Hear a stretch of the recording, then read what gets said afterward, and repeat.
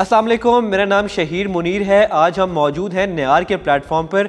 हमारे साथ हैं अली पंसोता जी। अली, आप हमें ये बताएं कि प्रोडक्टिव और नॉन प्रोडक्टिव रियल एस्टेट के अंदर क्या फ़र्क है? पैदावारी और गैर पैदावारी रियल एस्टेट का मतलब जी प्रोडक्टिव और नॉन प्रोडक्टिव, जिसको इंग्लिश में आप इसकी ट्रांसलेशन है। प्रोडक्टिव रियल एस्टेट क्या है कि एनी प्रॉपर्टी जो कि आपको किसी किस्म की इनकम जनरेट करके दे रही है, या कोई गुड्स या सर्विसेज वहां पे कुछ चल रहे हैं, जैसा गुड्स या सर्विसेज ये कि कोई फैक्ट्री है या कोई इस टाइप की चीजें हैं। लेकिन जो प्राइमरी इसकी डेफिनेशन है वो है कि आपकी इनकम जनरेशन कहां से हो रही है, किस प्रॉपर्टी से हो रही है। तो अगर आप एक सिंपल इसका जो एनालिसिस करें तो आपको जो इनकम जनरेशन है वो कमर्शियल प्रॉपर्टी से सबसे ज्यादा आती है, या फिर उसमें अपार्टमेंट्स भी आ जाती हैं या रेजिडेंशियल बिल्डिंग्स भी आ जाती हैं। ऑन दी अदर हैंड जो नॉन प्रोडक्टिव रियल एस्टेट है वो आपकी लैंड है। अगर तो आप उसमें एग्रीकल्चर कर रहे हैं और बहुत हाई लेवल पे एग्रीकल्चर कर रहे हैं, फिर तो आपकी इनकम उसमें से आपको आ रही है। बट अगर आपने सिर्फ जमीन में इन्वेस्ट कर दिया और वो जमीन आपने छोड़ दी है कि कुछ सालों के बाद जो है वो जमीन वो ग्रो करेगी और आपको वो कैपिटल गेन देगी, तो वो नॉन प्रोडक्टिव रियल एस्टेट है, क्योंकि उससे आपको कोई रेगुलर इनकम नहीं आ रही। अब इसमें भी ये बड़ी इंटरेस्टिंग बात है, लोग इन्वेस्ट करते हैं आज अपनी उस